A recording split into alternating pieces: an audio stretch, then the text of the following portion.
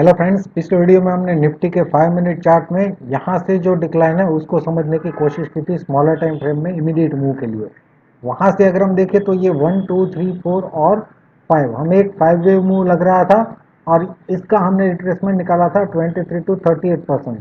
38% के ऊपर अगर ट्रेड करता है तो ही निफ्टी पॉजिटिव था, अदरवाइज इस रेंज में से ये एक बाउंस ऑलरेडी दे चुका है, तो यहाँ से डिक्लाइन जो है वो कंटिन्यू कर सकता है। निफ्टी में हमें गैप डाउन ओपनिंग देखने को मिला और डिक्लाइन जो है पूरा दिन कंटिन्यू रहा। अभी अगर हम निफ्टी का ये डेली चार्ट देखें तो डेली चार्ट में यहाँ पे 1 2 3 और अगर इसको 4 माने तो फिफ्थ का प्रोजेक्शन जो है 38 to 61%, जहाँ पे 38% 19,421 अचीव किए बिना ही वहां से हमें एक अच्छा खासा डिक्लाइन देखने को मिला है। अभी अगर हम इसको स्मॉलर टाइम फ्रेम में देखें, जिसे हम वेव 5 मान रहे हैं, उसको स्मॉलर टाइम फ्रेम में देखते हैं तो यहाँ पे हमें एक 5 वेव मूव लग रहा है, लेकिन ये मिनिमम प्रोजेक्शन को अचीव नहीं किया है। तो इसका मतलब क्या हो सकता है, दो पॉसिबिलिटी हो सकती है। या तो इम्पल्स जो है यहाँ पे पूरा हो गया है, जिसे हम 3 मान रहे हैं वो यहीं पे पूरा हो चुका है, राइट। अदरवाइज यहाँ पे इम्पल्स पूरा हुआ है, राइट। ये दो पॉसिबिलिटी हो सकती है। अगर यहाँ पे पूरा हो चुका है तो ये बाउंस जो है एक इंपल्सिव बाउंस है और उसके बाद करेक्शन के बाद ये कंटिन्यू कर सकता है। लेकिन यहाँ पे अगर इंपल्स पूरा हुआ है तो इस पूरे बाउंस का रिट्रेसमेंट हमें देखने को मिल सकता है। अभी हम क्या करेंगे, यहाँ से जो बाउंस है उसको ही देखेंगे स्मॉलर टाइम फ्रेम में और उसका रिट्रेसमेंट निकालने की कोशिश करेंगे। तो इस बाउंस को अगर हम स्मॉलर टाइम फ्रेम में देखते हैं तो वहां पे हमें क्या लग रहा है, ये एक इंपल्सिव मूव लग रहा है, क्योंकि यहाँ से जो फिफ्थ का प्रोजेक्शन है वो मिनिमम प्रोजेक्शन दोनों ही अचीव हो चुके हैं और वहां से हमें एक शार्प डिक्लाइन भी देखने को मिला है। इसलिए हम इस बाउंस को एक इंपल्सिव बाउंस मान रहे हैं, राइट। अभी हम इस पूरे इंपल्स का रिट्रेसमेंट निकाले तो 23 और 61% ये पूरा एक इसको हम सपोर्ट रेंज बोल सकते हैं और ये हमारा downside break even point है। 16,598 को अगर ये ब्रेक करता है, इसके नीचे ट्रेड करता है, तो फिर यहाँ से भी बड़ा डिक्लाइन हो सकता है। अदरवाइज अभी के लिए हम इस पूरी रेंज को एक सपोर्ट रेंज ही मान सकते हैं और इस रेंज में से अभी भी बाउंस की पॉसिबिलिटी बन सकती है, राइट। तो इसलिए अब हम क्या करेंगे, यहाँ से जो डिक्लाइन है उस पर फोकस करने की कोशिश करेंगे कि ये डिक्लाइन किस तरीके से प्रोग्रेस कर रहा है और कितना ये और भी नीचे जा सकता है।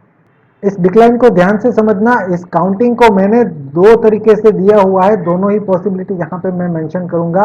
पहले हम एक पॉसिबिलिटी देखते हैं करेक्टिव डिक्लाइन की, राइट। अगर ये करेक्टिव डिक्लाइन है तो यहीं से जो है बाउंस जो है वो स्टार्ट हो जाना चाहिए और इमीडिएटली ये इसके ऊपर बाउंस कर देना चाहिए। पहले उस काउंटिंग को समझने की कोशिश करते हैं। उस केस में यहाँ पे ये एक एबीसी डिक्लाइन है, उसके बाद फिर से ये एबीसी बाउंस, राइट, और उसके बाद फिर से यहाँ पे एक एबीसी डिक्लाइन। तो इस तरीके से देखें तो ये एक डब्ल्यू एक्स और वाई है, राइट। डब्ल्यू एक्स वाई में क्या होता है, तीनों मूव जो है वो एबीसी टाइप के, थ्री वेव टाइप के होते हैं। तो यहाँ पे डब्ल्यू जो है वो भी एबीसी टाइप का, एक्स एबीसी टाइप का और वाई जो है वो भी एबीसी टाइप का, राइट।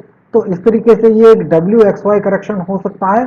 और उस केस में अगर हम देखें तो डब्ल्यू एक्स वाई में ये लास्ट एबीसी जो है, उस लास्ट एबीसी में ये वेव सी जो है वहां पे इसको अगर हम 1 2 3 4 5 मार्किंग करें तो ये वेव 5 जो है ऑलमोस्ट 100% तक ये प्रोजेक्ट हुआ है। तो अगर ये वाकई में डबल जिगजैग करेक्शन है तो यहाँ से शार्प बाउंस इसके ऊपर आ जाना चाहिए, एटलीस्ट यहाँ तक ये बाउंस आ जाना चाहिए, क्योंकि एक्सटेंडेड वेव 5 जो है वो तेजी के साथ रिट्रेस करता है, राइट। तो उस केस में ये जो रिट्रेसमेंट है, हमने ये सी और 3 के रिट्रेसमेंट निकाले हैं 23 to 38%। तो 38% के ऊपर शार्प बाउंस हमें मिल जाना चाहिए अगर एक डबल जिगजैग करेक्शन है तो, राइट।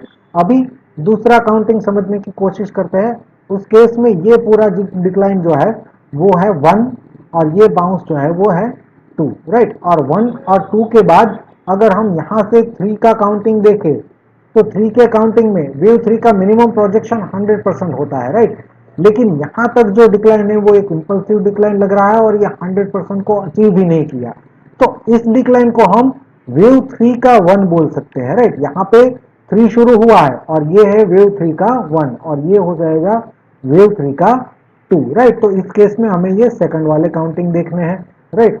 ये 1 2 और 3 के अंदर ये 1 और 2 और ये वेव 3 का 3 चल रहा है, राइट।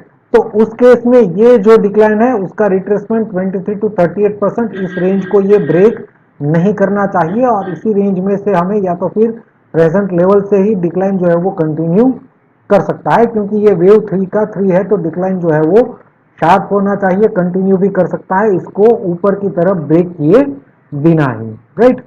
अभी के लिए हम क्या करते हैं, इस डिक्लाइन को भी स्मॉलर टाइम फ्रेम में देखने की कोशिश करते हैं जो हम मान रहे हैं सी और 3, राइट। तो इस डिक्लाइन को अगर हम स्मॉलर टाइम फ्रेम में देखें तो यहाँ पे ये एक हमें इंपल्सिव डिक्लाइन लग रहा है 1 2 3 4 और 5, राइट। और फिर ये करेक्शन के बाद यहाँ से अगर हम प्रोजेक्शन निकाले तो ये एग्जैक्टली देखिए 100% से ये थोड़ा सा रह गया है, राइट।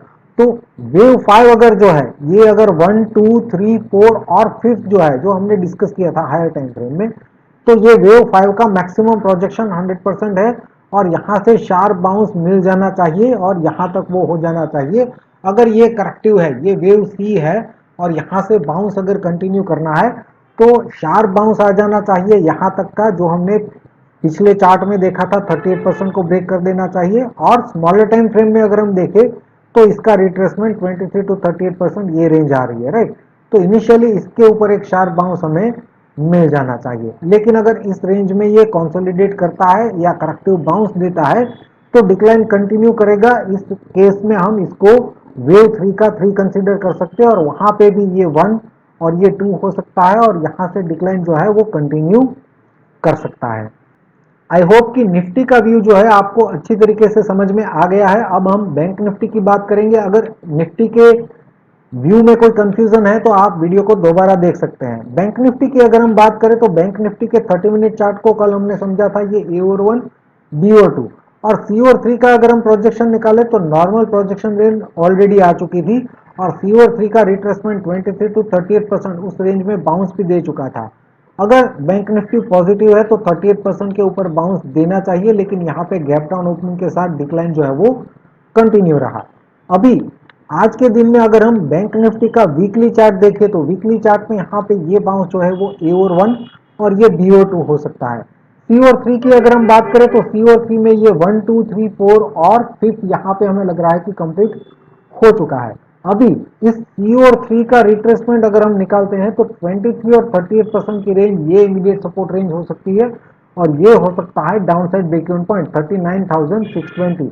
अगर 39,620 के नीचे ट्रेड करता है तो इस पूरे बाउंस को हम एबीसी डिक्लेयर कर सकते हैं और यहाँ से डिक्लाइन और भी कंटिन्यू कर सकता है अगर इसके नीचे ट्रेड करता है तो। अभी के लिए हम क्या करेंगे, यहाँ से जो डिक्लाइन है जिसको सी और 3 के बाद का जो डिक्लाइन हम बोल रहे हैं उस डिक्लाइन को स्मॉलर टाइम फ्रेम में समझने की कोशिश करते हैं।